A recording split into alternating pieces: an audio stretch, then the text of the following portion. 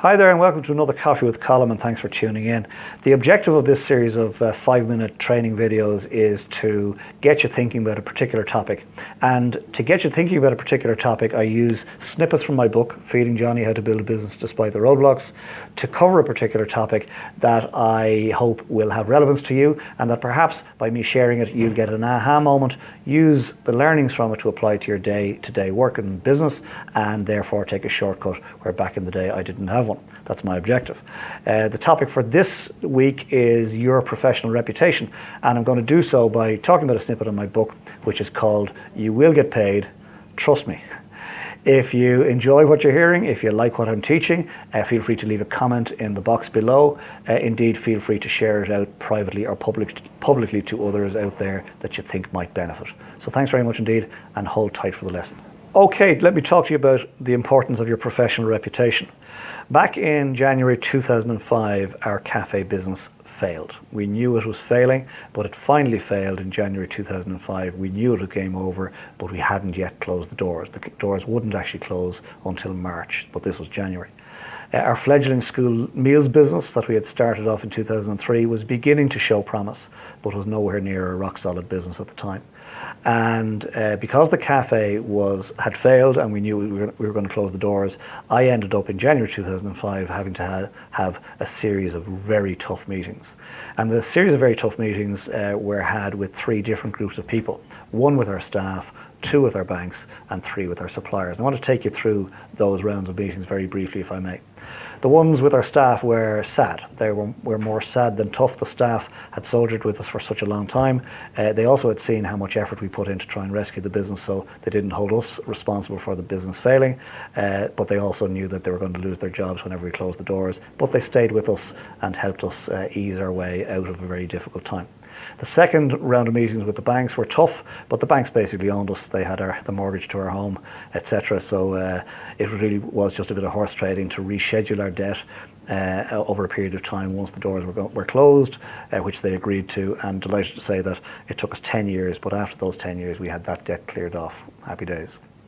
The third group of meetings were very tough and very interesting all at the same time. They were tough because I had to meet all the suppliers one at a time, and I had to tell them there is no money. Then I had to say to them, you will get paid, trust me, I just don't know when.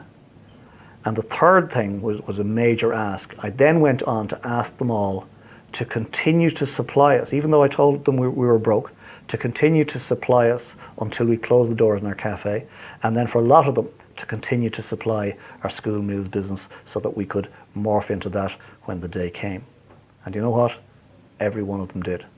Now, they didn't do it easily. There was lots of gnashing of teeth and pointing of fingers and blame and all sorts of stuff. But when the dust settled, we all realized that the only way we were going to get through this was if we worked together.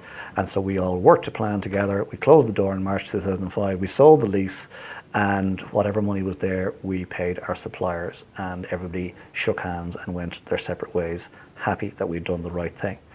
So what's this all got to do with you and me today? Well, it's really got to do with the fact that the only reason the suppliers backed us when we needed them to back us was because our professional reputation was intact. We had kept our noses clean with them during the period they were supplying us. They knew that we were people of integrity, people of our word, and that we weren't going to do anything that would damage their business intentionally, for sure, and we weren't going to do anything that would upset our own professional reputations. And that is the reason they backed us in that very tough time. And that's the reason we survived. That's the reason that we managed to morph from a very tough situation in the cafe into the fledgling school meals business. It's the reason Carambola grew. It's ultimately the reason why I'm sitting here talking to you today.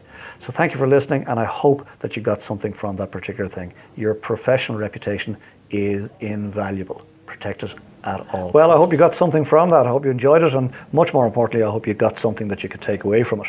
If you did enjoy it and you'd like to get more of this type of stuff, well then feel free to pop over to our homepage, colmobryanmotivation.com. There's a 2-minute video there explaining what it's all about, and pop your name and email address into the box around that video, and we'll send you more of this type of stuff on a regular basis. Indeed, if you would like a copy of Feeding Johnny for free, the audio version, I'd be delighted to send it to you. Find the link below this video in the blog. ColinO'RienMotivation.com/free audiobook. Again, pop your name and email address in there, and we'll send you the details as to how you can download it for free. And finally, if you'd like to come back next week and join me for another Coffee with Colin, well then I'd love to see you here. Come back for more of this type of stuff. In the meantime, have a great week. Cheers. Top class. Have a good one. Thanks. Bye.